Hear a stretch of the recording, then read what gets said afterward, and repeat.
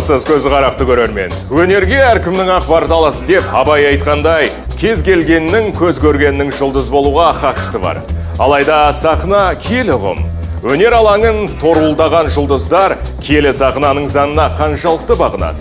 Тіпті ережені елемей, ағынға қарсы жүзгендері де жоқ емес көрінеді. Демек, шоу-бизнестегі қат-қабат құпияны ашатын кез келді. Дәл қазір сіз ащы шындықтың айқара ашылуына куә болмақсыз. Ал ащы шындықты ашып айтатын мен Айдын Шалқар. Ендеше өзге жанрды өзектен тебедел тақырыбындағы сан түрлі пікірлер аламанына қош келдіңіз. Мен қолдамаймын.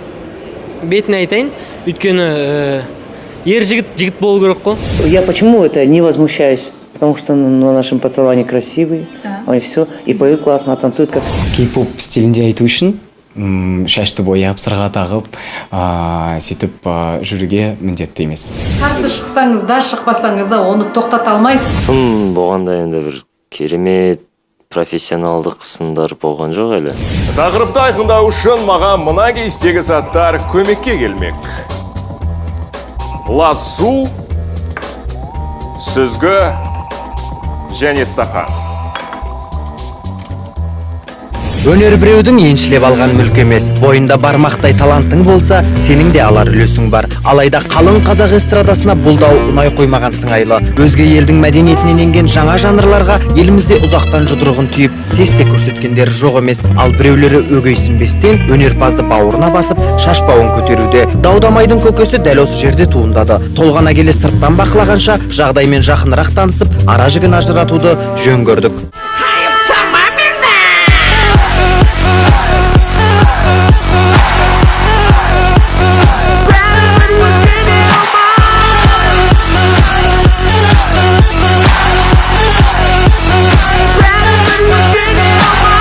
90-шы жылдардың басында оңтүстік Кореяда бастау алған бұл жанр дәл қазір әлем елдерінің жартысын дерлік жаулап алды. Бүгінде оның өз жанкүйерлері дені жас ұрпақ. Негізгі бағыты поп жанрына негізделген кей-поп өзінің әндету мақамы мен киіну стилімен ерекшеленеді. Көбіне бірнеше жігіттен құралған аталмыш топтар Кореядан бөлек Жапонияда, Қытайда, тіпті Гонконг пен Тайвань елдерінде де белең алған. Ал кәрістің бұл жанры біздің елімізге келгеніне де аз уақыт болмапты. Алғашқылардың бірі болып, Джем тобы кей-поппен танылуды көздеді. Негізінде кей-поп біздің Қазақстанға әндері, сериалдары 2009-2010 жылы келген. Негізінде мен білуімше. Өйткені өзіміз группа болдық, Джем есімі аты. Сол бағытта айтып жүрдік. Неге сол бағытта айтып жүрдік? Өйткені тек қана жобаға қатысу үшін. Конкурстарға, халықаралық конкурстарға, қалалық конкурстарға. Негізінде біз Қазақстанда біздің топ ең бірінші кей-поп стилінде ән айтқан болатын. Жігіттер көздеген мақсатына жетпей тынбапты. Корея елінде әлемнің түкпір-түкпіріне жиналған сайыста олар бас жүлдені қанжығасына байлады. Кәрістерге жаққанымен елге оралып демейтін аға қолдайтын көке таппады. Осылайша жігіттер кей-поптағы шығармашылықтарына нүкте қойған. Араға бірнеше жыл салып, Қазақстанда жаңа топ тұсауын кесті. Бір қызығы бұл балаң жігіттерді кей-попты дәріптеуді қолға алған. 5 жігіттен құралған топты Орда тобының белді әншісі Ерболат Беделхан қанатының астына алады. Алайда өнерлі ұжымның танымал болуына қыруар қаржымен қоса көп уақытта кетпеді. Алғашқы бейнебаяндарын ғаламторға жүктей салысымен-ақ дүйім жұрт дүрлігіп үлгерді. Әні жарайды, киген киім үлгісі мен шаш үлгілеріне не болған деп шуласқан халық қара пиарға қарық қылды жігіттерді. Қалайтыныңды, қалмайтынымды, қалай қылдым, бірақ таппадым көңілімді, алайда қымбат таптарға көңілімде қанағаттанбаған ақтан қоймай шарпаттың мені. Санаулы күннің ішінде айыптама бейнебаянын YouTube желісінде 800 мыңнан астам көрермен тамашалаған. Мақтап көргендері де бар, даттап көргендері де жоқ емес. 91-дің эстрададағы аға әпкелері де тыс қалмады назардан. Алды болып пікірін білдірген Сәкен Майғазиев бұл топқа шындап кіріскенге ұқсайды. Тіпті жігіттердің өздерін тауып, өнегесін айтқан. Мен өздеріне де айтқам, жігіттер өте таланттысыңдар, өте жақсы орындаушысыңдар. Әп-әдемі түрлерің бар. Неге кәдімгі қазақтың жігіттері ұқсап? Мысалы айталық, Орда, Ринга, көп қой біздің жас жігіттеріміз. Солардан құралған топтар ұқсап, вообще сдержанный дейді ғой, шеңберден шығып кетпей, әдемі, стильный, әп-әдемі киініңдер, қымбат киініңдер, әдемі жүріңдер, тұрыңдар. Қымбат машина мініңдер, жақсы үйде тұрыңдар.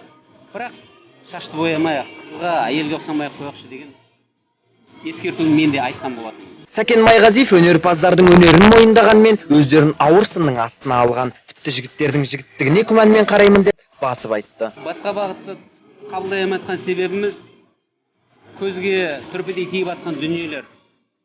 Қызға ұқсау, енді нені меңзеп отқанын түсініп отырмын. Қатты шашты бояу, сырға тағу, көзді бояу, ер азаматтарға жараспайтын тірліктер ол көзге оғаш көрінеді, қаласаң да қаламасаң. Неге десең, ол үлкен қауіп. Бірінші сылардан құтыламай жатқан кезде бұл әлемге төніп тұрған қауіпті. Елге елеулі, халыққа қалаулы Сәкен мырза жастарға деген емеурінін білдіре қоймады. Әріптесінің пікіріне Музарттың экс-әншісі Мақсат Базарбаев та қосыла кетті. Ол кісінің айтуынша, жастар бағытынан жаңылған, бағдарынан адасқан. Жоққа шығаруға болмайды негізі өнерлерінше. Бірақ енді анау мен айтар едім, бағыт деп еліктеу мен бағытты шатастырып алып жатады да көбінесе. Сондықтан да көбінесе бағыт емес, еліктеушілік көп та біздерде, жас балдарда қазір. Сап алтындай саралы ой айта білетін орта буын өкілдері түптеп келгенде түгелдей қарсы екендігін бір-екі ауыз сөзбен-ақ білдірді. Ақыл тоқтатқан аға пікірмен қатар, жас толқындардың ойы да бізді қызықтырмай қоймады. Қатарластарына деген көзқарастарын да ой елегімізден өткізгенді жөн санадық. Мен 91-ның балалармен тікелей таныспын, оларды көргенмін, тіпті сұхбаттасқам өзіңіз секілді. Олар өте кәдімгі қазақтың қарапайым қарадомалақ баласы ғой, ауылдан шыққан. Біреу менің өзімнің жерлесім. Тіпті оның мен көрші ауылдан шыққан 5 километр екен арамызда. Мен ол ауылдың жағдайын білем, ол ауылдан анандай жігіт шыққанда мен шын мәнінде таңғалдым да. Ол бізде мысалы әншілерде мынандай түсінікті, бәрі былай тойға бағытталып алған да. Қызыл өрік, немесе абай аспанға қараймын, сол сияқты былай жүре береді, біреу битіп кетуден, немесе битіп бір шаг жасаудан қорқады да, қадам жасаудан. Ал 91 тобы биде Ерболат мырзаның арқасында осындай не жасап отыр. Ал соңғы уақытта әлеуметтік мәселелерге толғанғыш болып кеткен жігіттің ісі мен сөзі сай келмей састы. Өзінің соңғы рэпінде 91-дің жігіттеріне тіл тигізген рэпер сұхбатында басқаша сайрады. Ең сорақысы бұл емес әрине. Төл өнерімізді көрсетсең толғанып та қоймайды деген жан бұл жолы 91-ды қорғаштаймын деп барын салды. Яғни олар айтып жатыр ғой, шетелге танытып жатырмыз деп, оған Ринат та шықты. Ойбай, шетелге бізді бүйтіп танытпай-ақ қойыңдар. Сендер қазақ ретінде танытыңдар десе. Мен айтам, қазақ ретінде қалай танытасың сен шетелге? Қазақтарды салтын, дәстүрін шетелдікке көрсең, олар бізді абориген дейді. Африкадағы тайпалармен де елестетеді. Яғни бізде көрсету керекпіз ғой, бізде де мәдениет бар екен, тек қана ол мәдениет дегенде ол біздің салт дәстүріміз емес қой. Жаңада мәдениет әкеліп жатырмыз. Сырға таққан әншілерді қолдаймыз, корейлерге еліктейміз, мүсіндерін сомдаймыз. Еркек сымақ қатын тектес 91 деп жасалдық. Ей қазақтар пейте берсе ел болмаймыз, оңбай ма? Салт дәстүрімізді мәдениет деп баламайтын Жан Ахмадиевтің пікірімен көбі дерлік келіспейтін көрінеді. Нақтырақ айтсақ Алтынбек Тәшімбетов нағыз таңғалдыра алатын дүние өзімізде деп төтесінен кесті. Мен оларды былай түсінемін. Кәрістің топтар бар. Сондай топ біздің арамызда да бір топ жүрсе қайтеді деген ой шығар енді. Бір жаман енді өйтіп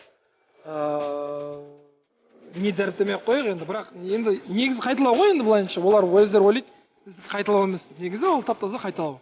Қазір Европаны ондай стильмен барып біз таңғалдырмаймыз. Керісінше біз өзіміздің дәстүрлі әндерімізбен таңғалдырмасақ, ондай шетелді европалық жанрды айтып біз таңғалдыра алмаймыз деп ойлаймын өзім.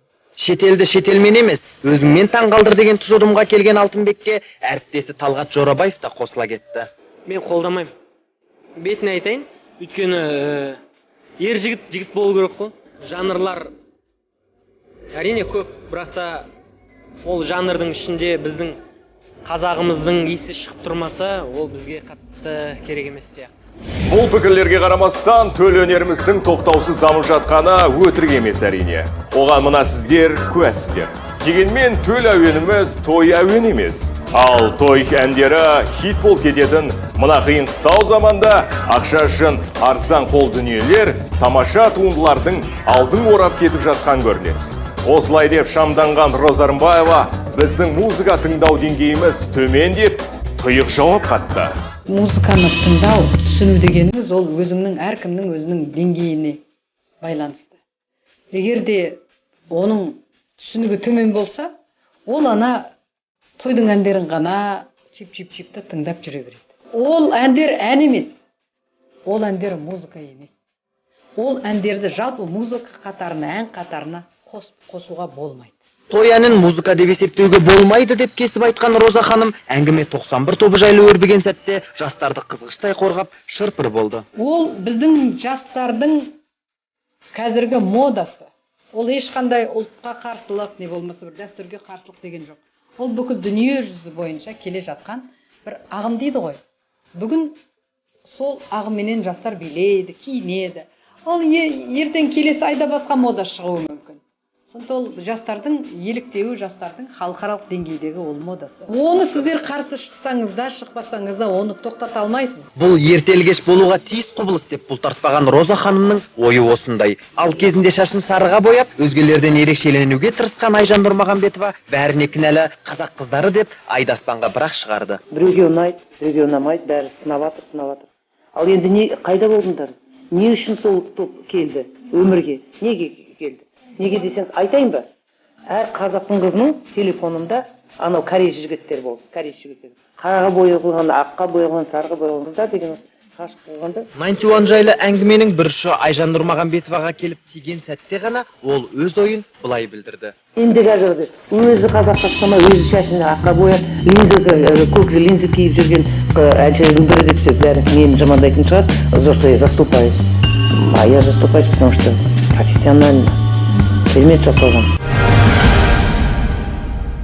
Мақтаудан көрі даттауды көп естіген топ жігіттерінен бұрын Ерболаттың өзі болатын. Алайда сахнасының ауыр болатынын ертеден сезінген топ жетекшісі адалмыш сөздерге талабым сынбайды, тауым шағылмайды деп сабырлығын танытты. Тіпті Қазақстанда бұрын соңды болмаған поп индустриясын құрамын деп белін бекем болған. Біз кей-поп, кореян поп мәдениетін гене емес, оның жүйесін алып келдік.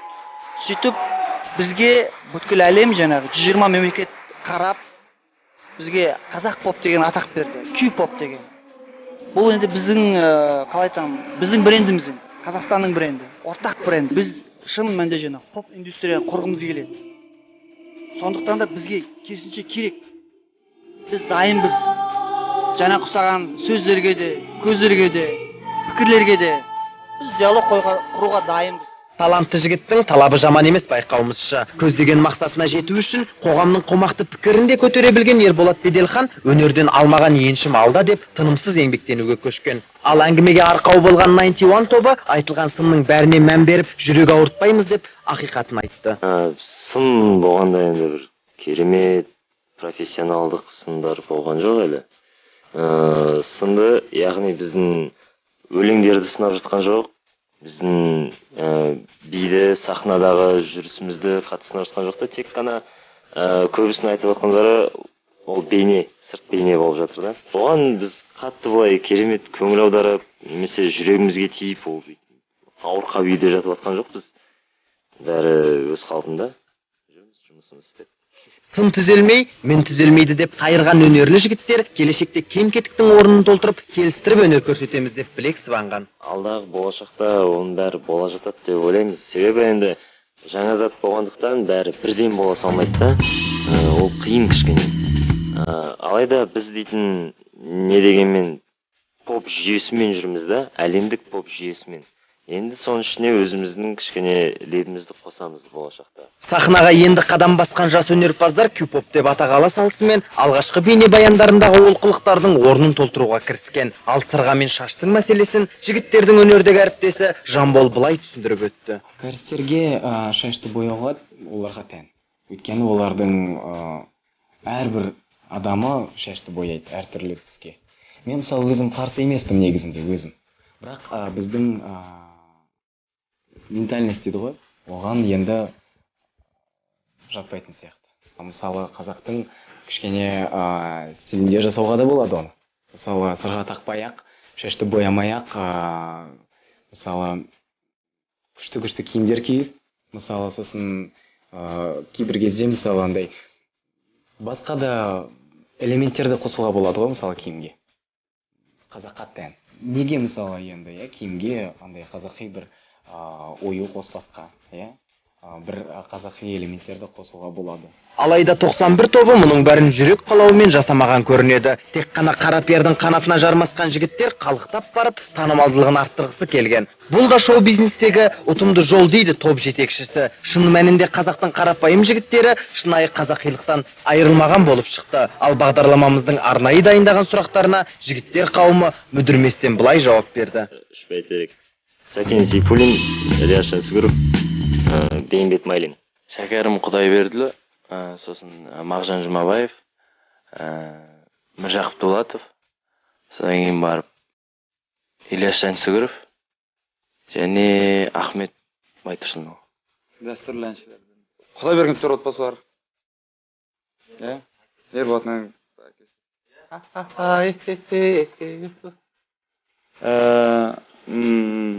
Рамазан Ставғазиев. Қалай десе де қаймықпайтын жігіттер басқасын қойып өнерге ден қойған. Ендіден бастап қазаққа жат емес дүниелер жасаймыз деп білек сыбанған ал тақырыптың нүктесін адуынды ақын Бақыт Беделханның сөзімен қорытындылауды жөн көрдік. Кез келген Европаның жаңалығы болсын, жаһандануда Американың жаңалығы болсын, Қиыр Шығыс болсын, Корея, Жапония болсын, кімнің жаңалығы болса да негізін ұлттық алтын қазыққа байлау керек.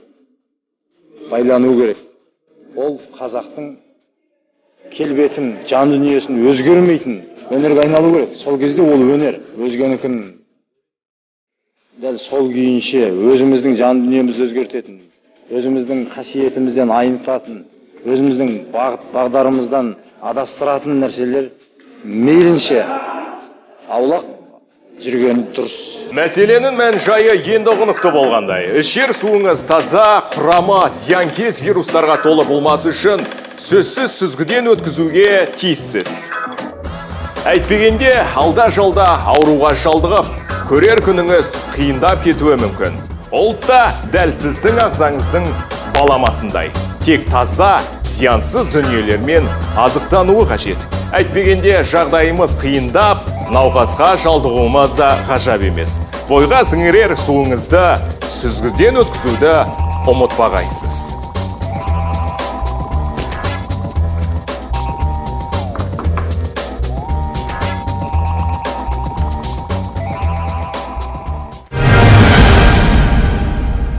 Ащы шындық аяңдап та нысанаға жетті. Әркімнің өз шындығы бар, алайда біздегі шындық біреу ғана. Ол ащы шындық. Аман болыңыз. Бұл да менің шын сөзім. Сәлеміңізде шын болсын.